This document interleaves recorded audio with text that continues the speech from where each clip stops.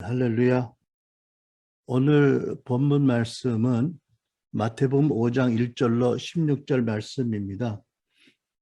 예수께서 무리를 보시고 산에 올라가 앉으시니 제자들이 나온지라 입을 열어 가르쳐 이르시되 심령이 가난한 자는 복이 있나니 천국이 그들의 것이며 애통하는 자는 복이 있나니 그들이 위로를 받을 것이며 온유한 자는 복이 있나니 그들이 땅을 기업으로 받을 것이며 의에 줄이고 목마른 자는 복이 있나니 그들이 배부를 것이며 긍휼히 여기는 자는 복이 있나니 그들이 긍휼히 여김을 받을 것이며 마음이 청결한 자는 복이 있나니 그들이 하나님을 볼 것이며 화평하게 하는 자는 복이 있나니 그들이 하나님의 아들이라 일컬음을 받을 것이요 의를 위하여 박해를 받은 자는 복이 있나니 천국이 그들의 것임이라.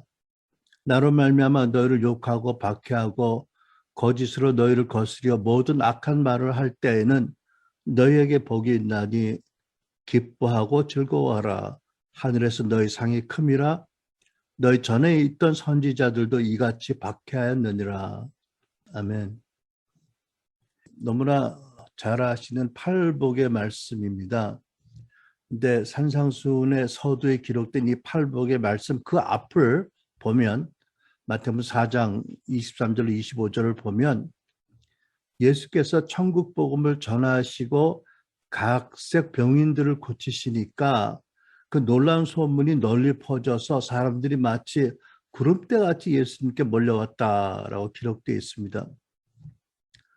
여기서 우리는 예수님께서 복음 전하실 때 언제나 치유와 능력을 행하셨음을 보게 됩니다. 왜 그러셨을까요? 무엇보다도 예수님이 전하신 하나님 나라가 실체이기 때문입니다.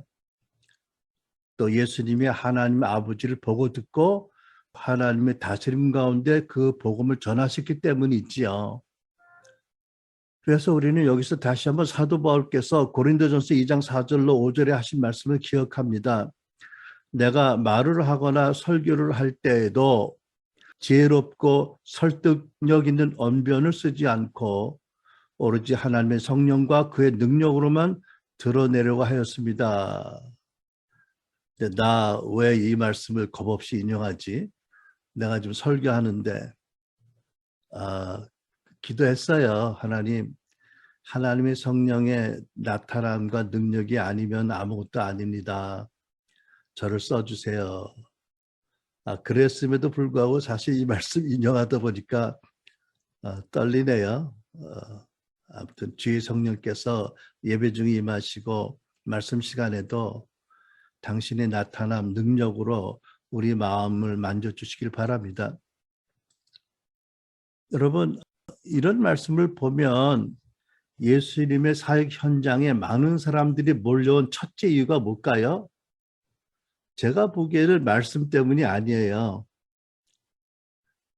귀신 들리고 각색 병 들린 자, 고통받는 자, 뭐 이런 자들이 모였잖아요. 그러니까 첫 번째 이유는 예수님이 행하신 치유와 표적, 능력, 기적 때문에 모인 거예요. 하나님 능력이 나타나기 때문이 있지요. 그래서 저는 요즘 이렇게 기도합니다. 하나님, 우리 교회 사람들이 올 이유가 하나도 없어요.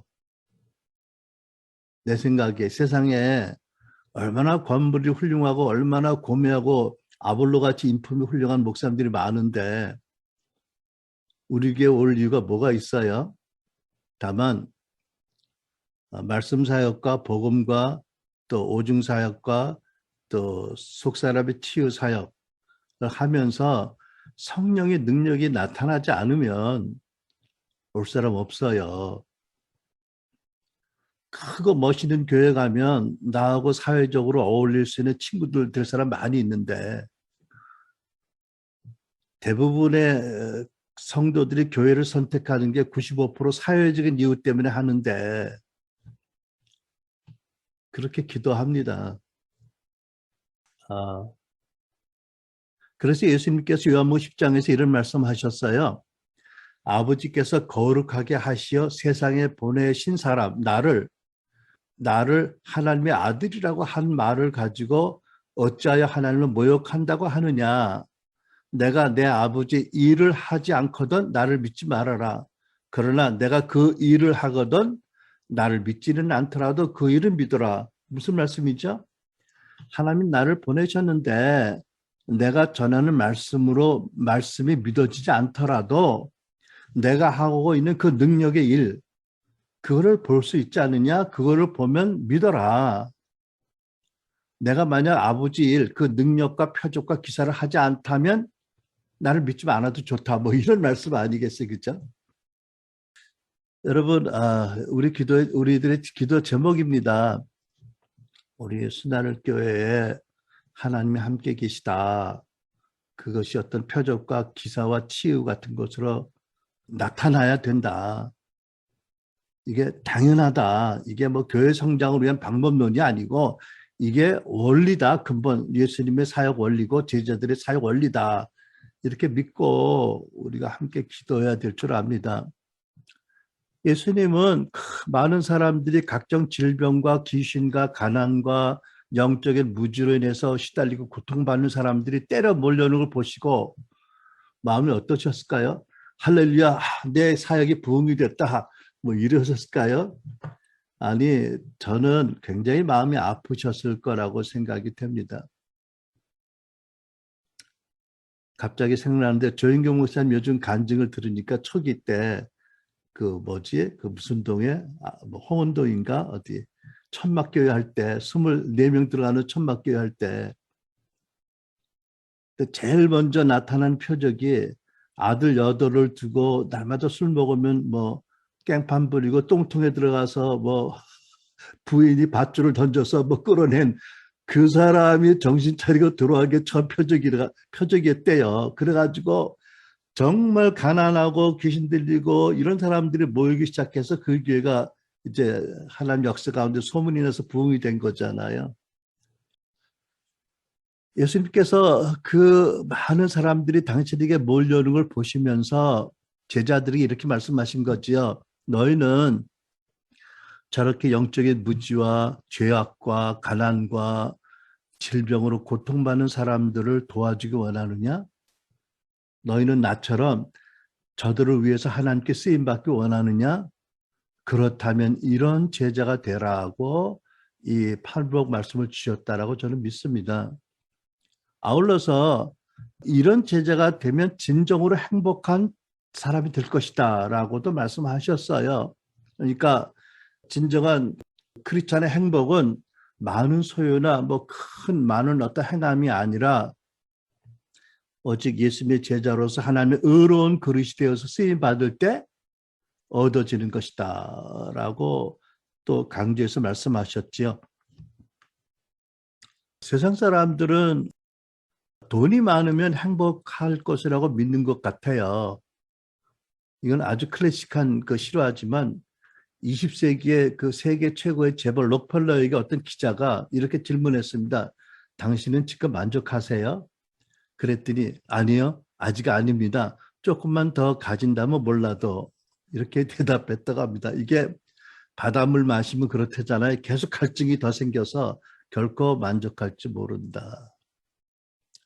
어떤 사람은 지식이 많고 좋은 학벌이 있으면 행복할 거로 생각하는데 글쎄요. 서울대학교 졸업했다고 다 행복하던가요? 전혀 하버드 나왔다고 예일 자 우한이라는 말이 있듯이 반대의 경우를 자주 봅니다. 전에 제 목회할 때 예일 대학교 다니던 그 아주 예쁜 자매 둘이 왔어요. 그래서 기도 사역을 받는데 그때 어떤 외국 강사가 왔을 때인 것 같아. 근데 기도해 주는 분이 그 딸들 너무 이쁘고 뭐 그런데 그 열등감을 가지고 기도하더라도 내가 깜짝 놀랐어. 근데 예일대 하버드 애들도 열등감이 깊은 애들이 많구나. 여러분 그 지위가 높고 또 많은 명예가 있으면 행복할 것 같지만 그 사람들은 일반인들에게 아무것도 아닌 일 때문에 체면이 있고 격식이 있어서 더 생활이 복잡하고 행복하지 못한 걸 봅니다. 여러분, 내가 요즘 그 넷플릭스 영화 가운데 더 크라운이라는 영화를 보라고 몇 분한테 얘기를 했는데, 더 크라운, 그 엘리자베스 여왕이 일대기거든요. 야, 얼마나 답답한지 몰라요. 그 왕실의 생활이. 거기 뭐 행복이 있어요. 근데 엘리자베스 여왕도 열등감이 심하더라고. 왜? 자기는 왕실 교육 받았지 일반 그 캠브리지나 옥스퍼드 그 교육을 못 받았거든요.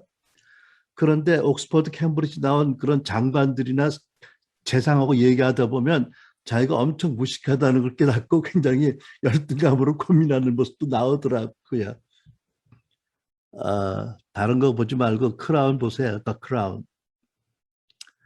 권력이 있으면 또 모든 것을 마음대로 하는 것 같고 그러면 행복할 것 같지요. 여러분, 저 청와대에 계신 분에게 한번 가서 물어보세요. 요즘 어떠시냐고, 행복하시냐고. 여러분, 예수님께서는 이런 자질을 가지면 너희들이 하나님께 쓰임받는 의로운 능력의 도구가 될 수 있고 참 행복하다라고 이 본문을 말씀하셨어요. 저는 전에는 이것을 제자됨의 내적인 자질이라고만 생각했는데 이 오늘 설교를 준비하면서 다시 깨달아지는 것은 이거는 분명히 내적인 자질이면서 이것이 거룩한 능력의 그릇이다라고 깨달아졌어요. 여러분 생각해 보세요. 전능하신 하나님이 여러분과 나에게 사람들에게 큰 능력 주시는 것과 우리들의 마음을 의롭고 거룩한 그릇으로 만들어서 제자답게 변화시키는 거, 이 둘 중에 하나님께서 어려운 게 있다면 뭐가 더 어려우시겠어요? 물론 하나님 전능하시니까 어려운 게 없다고 하지만 내가 믿기에는 전능하신 하나님도 사람들의 마음과 성품을 주권적으로 일방적으로 만들어 주실 수 없어서 결코 쉽지 않다고 생각을 해요. 여러분, 하나님께서 미국의 트럼프에게 미국 대통령이라는 큰 권능의 자리를 주셨지만 죄송합니다, 미스터 트럼프. 그의 성품을 예수님 제자답게 만드시는 데 굉장히 고심을 많이 하지 않으셨을까? 저는 그렇게 생각을 했습니다. 원래 능력은 은사는 순간에 주실 수 있지만 능력과 은사를 담을 성품은 순간에 단기간에 되어지는 게 아니거든요. 하나님이 하시지만 우리의 그 코퍼레이션, 순종, 협력이 장기간의 과정을 통해서 이루어져야 그 그릇이 만들어지니까. 여러분 예수님도 생각해 보세요. 그 베드로, 야고보, 요한 같은 제자들을 불러서 사도로 세우시고 그들을 제자답게 하는데 3년을 투자하셨는데 실패하셨어. 왜? 다 배신하고 도망갔잖아. 칼 빼들고 사람 다치게 하고. 그런 다음에 용서와 회복, 그 다음에 성령의 부어주심과 성령의 놀라운 그런 그 감동, 조명, 역사가 필요했던 거 아니에요. 그죠? 여러분, 이런 이제 이 팔복의 말씀이 제자들의 내적인 자질이면서 동시에 하나님의 거룩한 능력의 그릇이다. 이것을 갖추라는 의도로 예수님께서 수많은 그 고통당하는 군중을 보면서 제자들에게 주신 말씀이다라는 이해를 가지고 팔복의 말씀을 살펴보려고 합니다. 첫 번째 3절. 심령이 가난한 자는 복이 있나니 천국이 저희 것이며. 왜 이 말씀이 첫째가 되나요?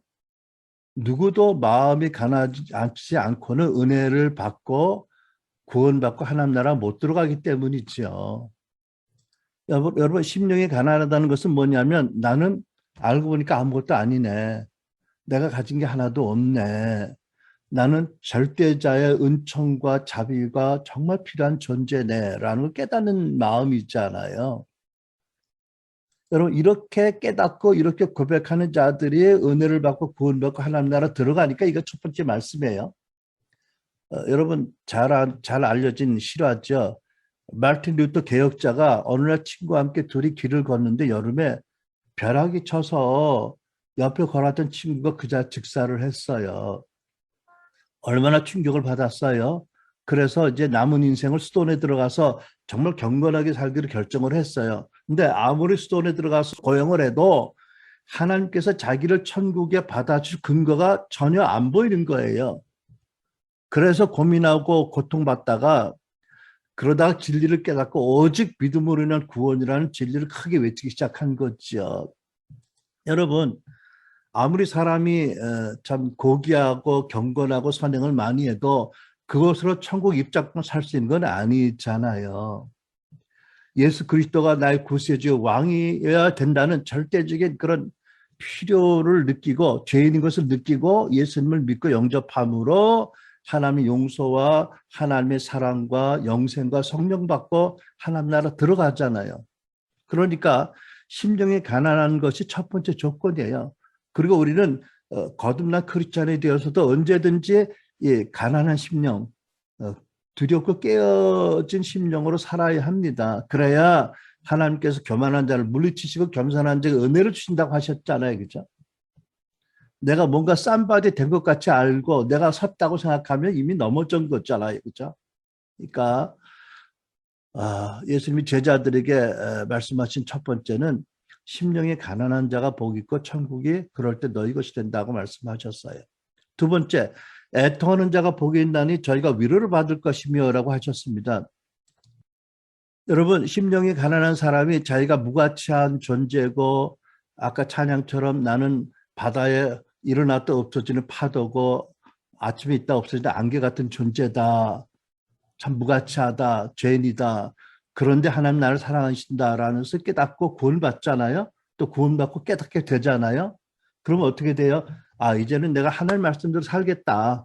더 이상 세상을 따라 살지 않겠다고 결단하잖아요. 대부분. 그러면 여러분 어떻게 돼요? 대부분 애통하게 되잖아요. 엄청. 하나님 말씀과 하나님 뜻대로 살려고 작정하지만 자기 안에 거역하는 세력이 너무 가득한 걸 보고 소리치지 않습니까? 사도 바울 로마서 10장 15절. 나의 행하는 것을 내가 알지 못하노니 곧 원하는 이것 말씀대로 살지 아니하고 도리어 미워하는 것, 죄 짓는 것을 내가 한다고요. 여러분 로마서 7장 23, 24절. 나는 내 마음으로는 하나님의 율법을 반기지만 내 몸속에는 내 이성의 법과 대결하여 싸우고 있는 다른 법, 파워가 있다는 것을 알고 있습니다. 그 파워는, 그 법은 나를 사로잡아 내 몸속에는 죄의 파워, 죄의 법의 종이 되게 합니다. 나는 과연 비참한 인간입니다. 누가 이 죽음의 육체에서 나를 구해줄 것입니까? 여러분, 이 외침이 구원받지 못한 자의 외침인가요? 아니요. 절대적인 은총으로 구원받고 이제는 하나님 뜻대로 살기로 했는데 전혀 무력하고 죄에게 끌려가는 자기를 보고 처절하게 외치는 소리 아닙니까? 그러니까 여러분 누가 날 보고 그러더라고. 내가 전에 엘리야 정원 TV에서 내가 이 사역을 하게 되었나라고 할 때 간증을 했더니 목사님은 특별한 경험을 한 거래. 나는 그렇게 생각 안 해요. 나는 성경에 보면 베드로도 그렇잖아요. 그죠? 예수님 그렇게 사랑받았는데 바로 면전서 부인하는 베드로. 그리고 그 마음이 얼마나 애통했겠어요. 사도 바울이요. 부활하신 주님 만나고 정말 말씀을 살려고 했는데 그 참 훈련을 잘 받은 바리새인이 얼마나 자기에게 절망을 해요. 이게 독특한 경험인가요? 저는 그렇다고 생각 안 해요. 글쎄 내가 지나친 말인지 모르는데 이제까지 오래 믿었는데도 자기 내면에 이런 애통해야 될 부분이 있다는 걸 보지 못한 분이 있다면 너무 피상적으로 신앙생활을 형식적으로 한 게 아닌가 돌아보시기 바랍니다. 대개의 경우에 신자들이 예수님을 은혜로 믿고 하나님을 따르기 시작하면 성령께서 이제 빛을 비춰서 자기의 내면을 보게 하시고 그러면 정말 애통하고 고통하고 슬퍼하는 단계를 지나게 되지요.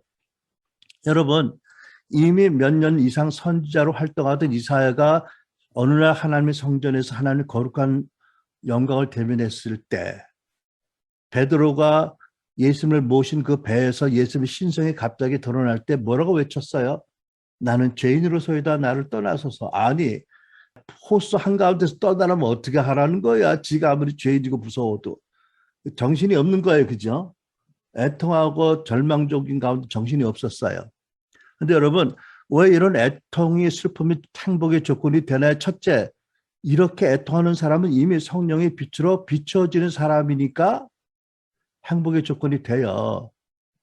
두 번째, 이렇게 애통할 때 성령께서 내가 죄인 되었을 때 십자가에 달리신 예수를 바라보게 하심으로 그 무한한 하나님의 은혜와 자비와 용서와 사랑을 깨닫게 하심으로 은혜를 깨닫게 하심으로 행복의 조건이 되잖아요.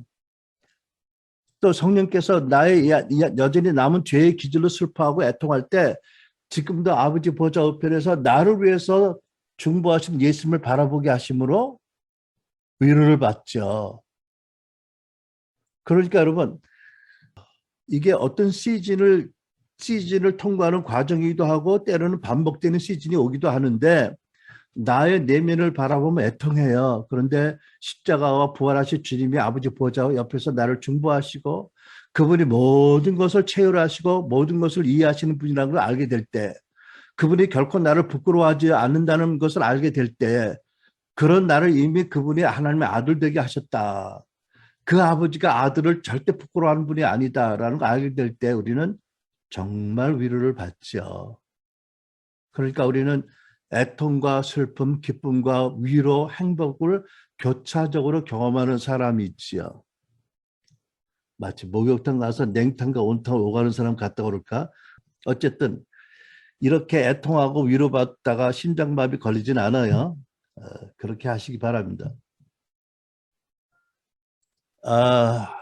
제가 사실 이 본문을 선택한 이유가 있는데 제가 요즘 애통하는 하나의 그 상황이 있어요. 물론 첫째 나를 봐도 그렇고 둘째 내 곁에 어떤 사람들 요즘 대화를 하다 보니까 하나님 뜻을 아는 지식이 있어. 근데 그 뜻대로 행할 능력이 없대. 아니 어떤 분은 행하고 싶지가 않대.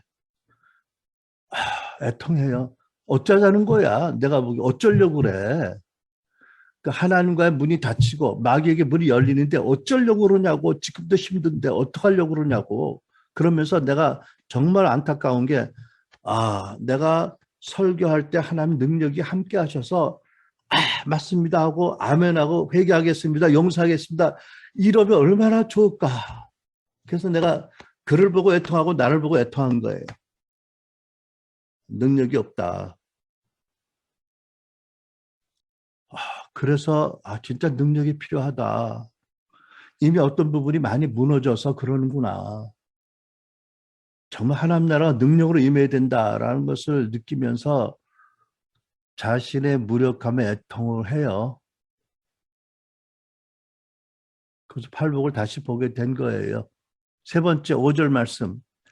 오리한 자는 복이 있나니 저희가 땅을 기업으로 받을 것이며, 내가 가난한 마음으로 하나님 은혜를 받고 구원 받았어요. 이제 말씀대로 살려고 결단하지만 여전히 내 안에 죄성이 강해서 애통해 해요. 그러니까 내가 비로소 어떤 존재를 더 깊이 알게 돼요. 그래서 깨어진 심령으로 온유한 자가 되는 거죠. 그러니까 깨어진 심령으로 온유한 자가 되면 그때는 남들이 나를 칭찬해도 별로 안 기쁘고 비난해도 별로 안 슬프고 그냥 하나님 앞에서 내가 어떤 존재인지만 자꾸 돌아보게 되는 거지요. 그러니까 내가 그냥 용납받은 하나님의 아들이고 딸이다, 종이다. 그냥 남들이 뭐래도 하나님의 판단이 가장 중요하다. 내가 나를 알므로 이제는 흔들리지 않는다. 예를 들면 아무리 태평양에 거대한 폭풍이 일어나도 깊은 바다 그 밑바닥에 딱 선절된 잠수함은 요동하지 않을 거 아니에요, 그죠? 그렇게 깔아앉은 그런 심령이 온유한 심정이죠.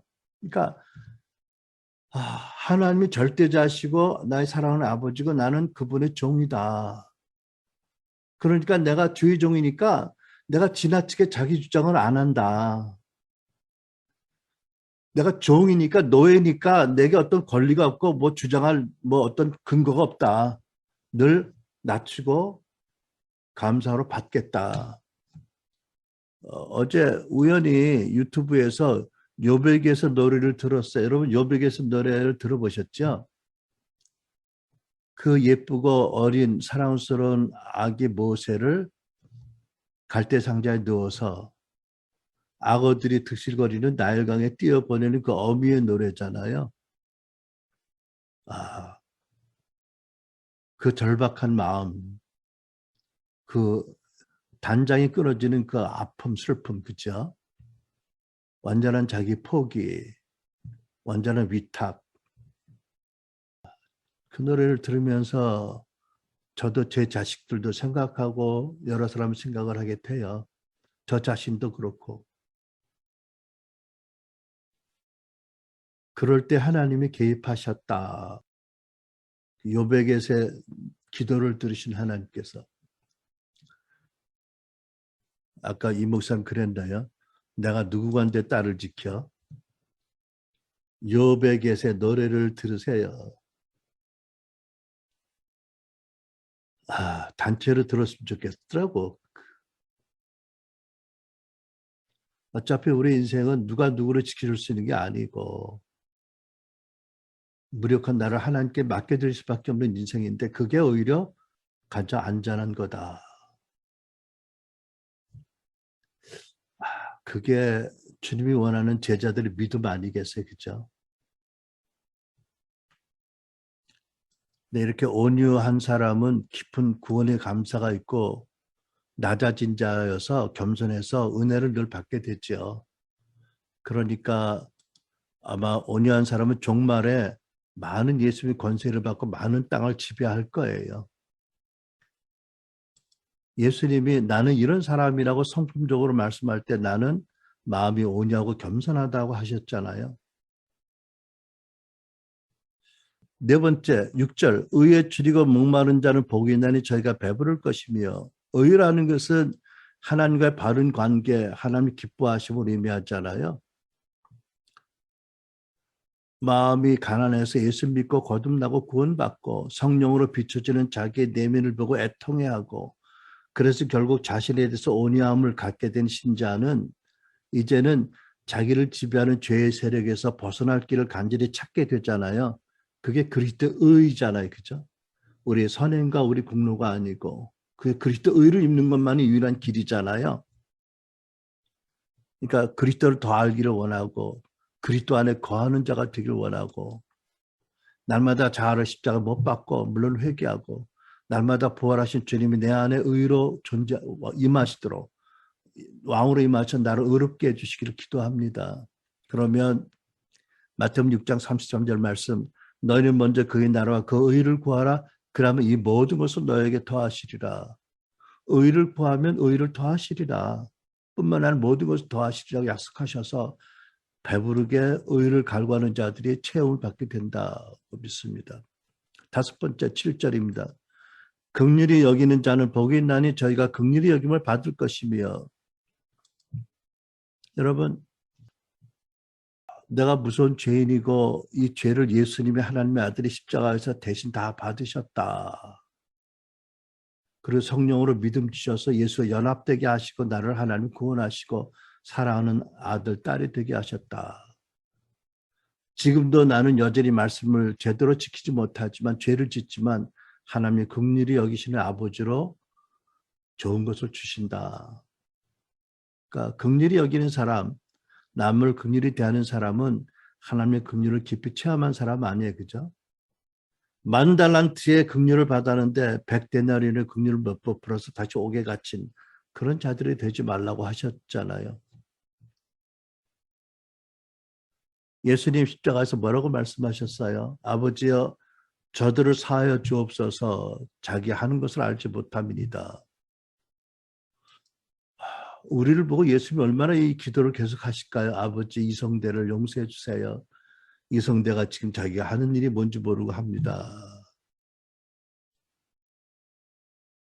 여러분, 우리가 언젠가는 죽음의 회전문을 통과해서 천국의 부르심을 받고 천국으로 갈 거예요. 제가 옛날에 섬기던 교단의 영어 표현으로 죽음을 뭐라고 하냐면 promotion to glory라고 해요. 영광으로 승진. 근데 한 번은 교단에 이제 새로운 그 책임자가 이제 선출이 되었어. 그랬더니 영국의 어떤 소년이 축하 카드를 보내는데 Congratulations on your promotion to glory. 그러니까는 얘는 모르고 썼는데 당신의 죽음을 축하합니다. 여러분, 예수 안에 있는 우리가 생각해 보면 죽음이란 영광으로 승진 아니에요, 그죠? 승급 아닌가요? 그때 하나님이 상급이 심판대 서게 되겠죠. 하나님 아무 말씀 안 하셔도 그때 뭐 일설에 의하면 어떤 사람들이 이야기하면 내 인생의 모든 것들이 화면에 스크린 같이 그냥 순식간에 쫙 지나간대. 제발 그거 안 봤으면 좋겠는데. 그때 얼마나 하나님의 긍휼을 우리가 간구하게 될까요? 이미 예수님께서 용서하셨지만 다시 한번 요단강 건너기 전에 우리를 깨끗이 씻게 하시기 위해서 그런 은혜를 주신다고 들었는데 여러분 우리가 하나님의 용서와 긍휼을 받기 위해서 가장 중요한 것이 뭐죠? 남을 용서하고 긍휼을 베푸는 것. 내가 어떤 죄인인데 하나님의 긍휼과 자비를 베푸셨다는 것을 알면 저절로 그렇게 되는 것. 그래서 남을 긍휼히 여기는 자가 복이 있나니 저가 하나님으로부터 계속 영원히 긍휼히 여김을 받을 것이다. 이게 기쁜 소식이잖아요. 그죠? 6번째, 마음이 청결한 자가 복이 있나니 저희가 하나님을 볼 것이며 우리 엘리야 집을 섬기는 우리 교회 여러분들이 이미 잘 아시는 말씀이에요. 그죠? 그래서 우리가 성령의 조명하심을 따라 회개하고 용서하고 또 우리 죄의 기질을 서로 병납해서 기도하고 십자가 못 받고 부활의 마음을 구하는 우리들 그렇게 해서 마음이 청결하게 되는 것만큼 하나님을 더 계신 대로 보고 더 영광에서 영광으로 변화가 된다. 저는 요즘 우리 손주 엘리야 생각을 하는데 왜 예수님이 걔에게 나타나셨을까? 걔가 많은 위로가 필요하고 하나님 걔를 긍휼히 여기셔서 나타나셨다고 믿어요. 그러니까 그 기도 중에 그 예수님을 본 엘리엇이 엄마가 묻는 질문에 어떤 느낌이냐 그랬더니 feel confidence and courageous. 그러니까 마음에 담대함이 생기고 용기가 생긴다고. 그 어떻게 보면 엘리엇이 부러웠어. 엘리엇은 그렇게 하나님을 봤구나. 나보다 마음이 훨씬 청결하구나. 나도 더 청결해서 하나님을 더 배웠으면. 물론 뭐 성령의 음성을 많이 듣는다고 생각도 하고 또 오디블 보이스도 듣고 이거 다 하나님 만나는 거지만 좀 더 사도 바울이 말씀하는 그런 예수님이 말씀하신 차원에서 하나님을 뵈면 얼마나 좋을까? 내가 얼마나 더 변화가 될까? 얼마나 아버지 아들로서 아버지 기쁘시게 할까? 이런 생각을 합니다. 여러분 시편 50편 10절입니다. 하나님이여 내 속에 정한 마음을 창조하시고 내 안에 정직한 영을 새롭게 하소서. 우리 기도 제목 있지요. 7번째입니다. 화평케 하는 자는 복이 있나니 저희가 하나님의 아들이라 일컬음을 받을 것이며. 여러분 세상의 모든 분쟁과 다툼과 전쟁의 요인이 뭐죠? 죄예요. 죄. 그죠? 자기중심주의, 이기심, 욕심으로 나타나는 모든 문제가 사실 죄에서부터 비롯되는 거지요. 그러니까 화평케 하는 일은 아무나 할 수 있는 건 아니에요. 근데 좀 감사한 것은 엘리야의 집, 엘리야 사회 연구원에서 소그룹 리더하는 분들이 참 화평케 하는 일을 잘한다라고 저는 생각해요. 여러분 이 화평케 하는 일은 사실 아무나 할 수 있는 일은 아니에요. 먼저 자기의 죄의 문제를 깊이 자각하고 애통하고 자기를 바로 알고 온유한 자만이 남들과 남들 사이에 화평케 할 수 있는 거 아니에요. 그죠? 지나치게 자기 주장하면 화평케 하는 거 오히려 싸움을 더 크게 만들지 않을까요? 그러니까 온유한 자가 되어서 자기 중심적인 사고를 버리고 그리고 의를 위해서 하나님 위해서 고난받을 각오가 있는 사람이 화평케 하는 피스메이커가 될 수 있어요. 근데 그렇게 피스메이커가 되려고 되면 결과와 관계없이 하나님의 아들이라고 불리우는 영광스러운 이름으로 칭함을 받는다는 거잖아요. 물론 우리 신분적으로 하나님의 아들인데 하나님께서 너는 나의 아들이다. 이건 뭐 자랑스러운 아들이다. 이런 뜻 아니겠어요. 그죠? 참 나를 기쁘게 해주는 아들이구나. 어떤 녀석은 나를 자꾸 마음 아프게 하는 아들도 많은데 너는 참 나를 기쁘게 해주는 아들이구나. 고맙다. 이러신다는 뜻이 아닐까요? 여러분, 이게 참 지식적인 얘기 될 수 있는데 어떻게 우리가 사람과 사람 사이 화평하게 할 수 있을까요? 첫째로 성경 말씀대로 듣기는 속히 하고 말하기는 더디야 하라는 교훈을 따라서 어떤 경우에도 순간적으로 대응하거나 순간적으로 말하는 것을 삼가야 할 것이지요. 자칫하면 말이 상처를 주고 시험을 주니까. 그러니까 하나님께서 듣기는 속히 하고 말하기는 더디하라고 하셨잖아요. 두 번째, 어떤 상황을 보든지 성경적으로 복음적으로 하나님의 관점으로 보고 생각할 줄 알아야 됩니다. 무엇보다도 모든 인간이 다 마귀와 죄의 영향을 받는다는 사실을 알아야 됩니다.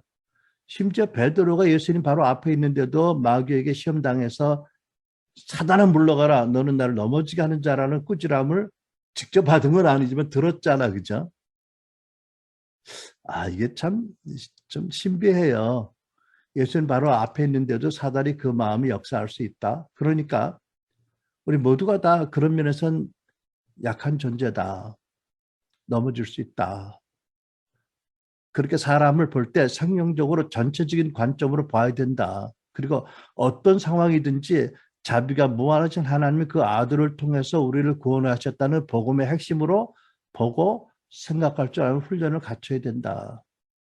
예를 들어서 옥중에 갇힌 그 유명한 TV 에벤젤리스트 짐 베이커에게 예수님 오셔서 그 옥중의 침대 옆에 나란히 앉아 계시다가 아무 말 없이 당신의 한 손으로 당신의 눈 하나를 빼서 베이커에게 탁 박아주셨고 또 다른 손으로 당신의 다른 눈을 뽑아서 베이커에게 박아주셨다. 그리고 떠나셨다. 내 눈으로 봐라. 그런 거잖아. 그죠? 그러니까 어떤 상황에 어떤 사람을 보든지 성경적으로 복음적으로 하나님의 관점으로 보고 생각할 줄 알아야 된다. 이런 사람이 화평케 할 수 있다. 그다음에 세 번째는 지혜가 없거든 모든 사람에게 후회 주시고 꾸짖지 않은 하나님께 계속 지혜를 구하면서 최선을 다해서 화평을 도모하는 자들이 화평케 하는 사람이 된다. 정말 하나님의 지혜가 아니면 안 될 상황들이 있잖아요. 그죠? 오죽하면 어려운 상황이 들어갔을까요? 그죠? 갈등 구조에. 정말 계속 지혜를 자기의 지식과 경험을 의지하기보다는 계속 하나님의 지혜를 구하고 성령을 따르는 사람들이 화평케 될 수 있다. 우리 엘라이자 하우스의 서거로 이덕분 안에 우리 교회 여러분과 저가 다 이렇게 화평케 하는 자들이 되어서 하나님의 아들이라고 인정받게 되기를 축원합니다. 마지막으로 8번째 10절로 11절입니다. 의를 위하여 핍박을 받는 자는 복이 있나니 천국이 저희 것입니다. 나를 인하여 너희를 욕하고 핍박하고 거짓으로 너희를 거스려 모든 악한 말을 할 때 너희가 복이 있나니 기뻐하고 즐거워하라. 여러분 생각해 봅시다. 왜 불신자들이 크리스찬들을 미워해요? 왜냐하면 소속이 달라요. 영적으로. 저들은 공중권세 잡은 자를 따르고 우리는 성령을 따르고 있고 하나님 자녀고 저들은 마귀의 노예고요. 소속이 다르잖아요. 또 불신자들과 전혀 다른 가치를 가지고 전혀 다른 목적으로 살아가요. 그러니까 세상 사람들이 본질적으로 크리스찬들을 증오하게 돼 있어요. 칭찬하지 않아요. 경멸해요. 여러분 세상 사람들을 고상한 사람들, 선행을 많이 한 사람들은 칭찬해요. 그 사람들 핍박하지 않아. 왜? 같은 과인데 나보다 먼저 나간 사람, 자기의 연장이라고 생각하니까 너그럽거든요. 근데 우리는 소속이 달라서 우리에게 전혀 너그럽지 않아요. 마귀가 여러분과 나에게 너그럽길 기대하세요? 마귀가 여러분과 나에게 너그럽다면 진짜 우리는 치명적인 문제가 있는 거야. 그렇잖아. 그죠? 그러니까 안 믿는 사람과 함께 지내는 직장인들이나 이런 분들이 이해해야 돼요. 불신자들은 본성적으로 크리스찬을 미워한다. 소속이 달라서. 그 각오해야 돼요. 여러분, 내가 그랬잖아요. 예수 믿고 거듭나서 내가 내 사무실에서 성경책 보고 있으면 내 방을 들어오던 우리 친구들이 전문화 사장이 내가 성경책 펴고 있는 거 보면 뭐 벌레 씹은 얼굴로 나가. 전에 안 그랬어. 내가 플레이보이 잡지 펴고 있으면 와가지고 낄낄거리면서 야, 뭐 보냐? 재밌냐? 같이 보자. 너만 보냐? 이러던 놈들이 내가 이제 교회 다니고 예수 믿고 성경책 보고 있으면 진짜 벌레 씹은 얼굴로 나간다고. 그 혐오하여. 여러분, 예수님도 경건주의자인 바리새인과 서기관들에게 미움받고 죽임당했죠. 왜? 자기들하고 다르니까요. 예수님의 거룩이 그들을 건드리고 책망하니까. 그러니까 누가 보면 2장 35절 보면 아기 예수를 아는 마리아에게 시몬이 전한 예언이 있어요. 어떤 예언이죠? 칼이 내 마음을 찌르듯 하리라. 이는 여러 사람의 마음의 생각을 드러나게 하려 함이라. 아, 그걸 본 어미의 마음이 얼마나 아플까요? 그죠? 여러분, 예수님 당시 서기관과 바리새인들은 많은 유대인들에게 존경받는 지도자들이에요. 그런데 그들이 예수님을 보기만 해도 그분이 말씀을 들을 때마다 자기들의 상대적으로 야비하고 이기적이고 교만하고 악함이 드러나니까 그렇게 미워하잖아. 그죠? 귀를 막고 스데반은 귀를 막고 돌을 쳐 죽이잖아. 그죠? 얼마나 어마어마한 증오가 있어요. 그러니까 여러분, 전도인들이 정말 핍박을 각오하지 않으면 안 되는 거예요.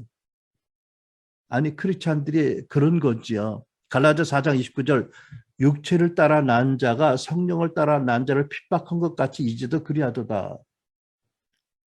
여러분, 여러분과 내가 진정한 예수님의 제자라면 모든 사람에게 칭찬받을 수 없다는 걸 인정을 해야 돼요. 누가복음 6장 26절, 모든 사람이 너를 칭찬하면 화가 있도다. 여러분, 소금은 따가웠고 그러니까 세상은 소금을 배척하잖아요. 빛은 어둠을 들춰내니까 세상에 빛을 배척하잖아요. 이렇게 주변에 있는 불신자들에게 배척당한 경험이 없는 사람들은 내가 진정한 예수님의 제자인지를 돌아볼 필요가 있어요. 여기에서는 피스메이커라는 역할이 중요한 게 아니에요. 물론 그렇다고 저들을 미워하거나 저들을 판단해서 안 되지요. 계속 십자가에 달린 주님 용서해야 되지만 그럼에도 불구하고 저들과 타협해서는 안 된다는 거잖아요. 할 수는 없어요.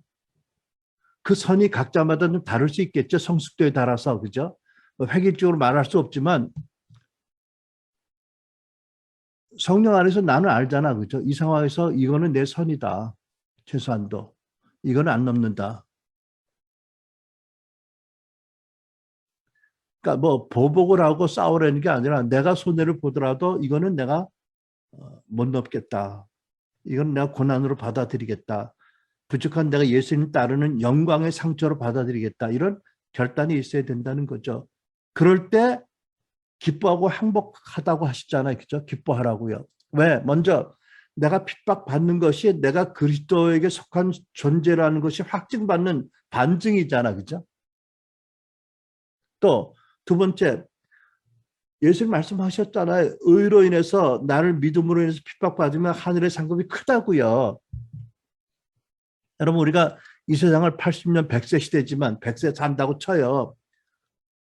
참 유한한 우리가 성숙하지 못한 크리스찬으로 살면서 많이 어렵죠. 힘들기도 해요. 그렇지만 이 잠깐의 이 세월을 믿음으로 살면 영원한 내세에 우리 왕 예수님과 친구같이 하나님의 그 영광 가운데 말할 수 없는 영광과 그 거룩함 가운데 살아간다. 영원히 그 비교할 수 없는 가치잖아요. 여러분 이 팔복의 말씀은 아직도 미성숙한 제자들에게 주신 예수님 말씀이에요. 그러니까 예수님이 이 말씀을 미리 제자들에게 아주 꼭 숙지하게 원하셨어요. 나와 같이 하나님의 쓰임을 받고 저 많은 불쌍한 대중들을 섬기려면 이런 자질을 가져야 된다. 내적인 자질. 그것이 바로 거룩한 능력의 그릇이다. 그럴 때 하나님의 의로운 도구로 쓰임받고 그 하나님의 말할 수 없는 위로와 영광과 기쁨과 행복을 누릴 수 있다. 여러분, 이거는요, 우리가 나아갈 방향성에 관한 중요한 말씀이라고 믿어요. 어느 누구도 섰다고 말 못할 것 같아요. 엄청난 이 말씀을. 그러나 엄청나다고 해서 덮어버리고 성경에서 가리울 말씀은 아니잖아요. 그죠? 또 사람마다 시즌이 다를 수 있어요. 또 한때는 제가 이것을 단계적으로 이렇게 진행되는 성숙의 어떤 단계라고 생각했지만 생각해보면 꼭 그렇게 말할 것도 아닌 거예요. 하나님마다 주시는 시즌이 달라요. 하지만 이것 중에 하나라도 소홀히해서는 하나님께 의로운 도구로 쓰임받는 예수님의 참된 제자가 되기 위한 진정한 행복과 능력의 그릇이 되는 것은 아니다. 많은 갈등과 혼란과 원수의 공격이 있고 고통스러울 것이다. 우리가 정확한 표대를 바라보고 예수님의 말씀을 가슴에 담고 우리의 기도 제목으로 삼고 우리가 나아갈 방향이다 라고 믿고 나아가면 주께서 나는 마음이 오냐고 겸손하니 나의 명예를 메고 내게 배우라. 그리하면 너의 마음이 쉼을 얻으리니 하신 말씀처럼 우리에게 진정한 안식, 평강, 즐거움, 기쁨, 행복 그리고 능력을 나타내게 하실 거라고 믿습니다. 이것이야말로 마지막 때 교회들이 회복되어야 될 자질, 능력의 비밀이 아닌가 저는 믿습니다. 여러분, 서로 격려하면서 우리가 이러한 팔복의 그 자질, 또 능력의 통로, 그릇되도록 격려하면서 우리 모두가 다 그렇게 되기를 바라고, 그리고 정말 하나님 안에서 진정 행복하고 즐거운 이 현재 세상을 살고 영원한 세상을 살도록 축원합니다. 기도하겠습니다.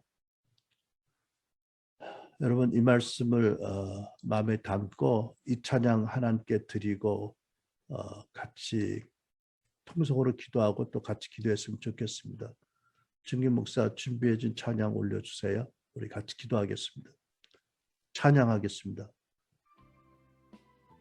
아주 고전적인 노래가 생각이 났어요, 여러분.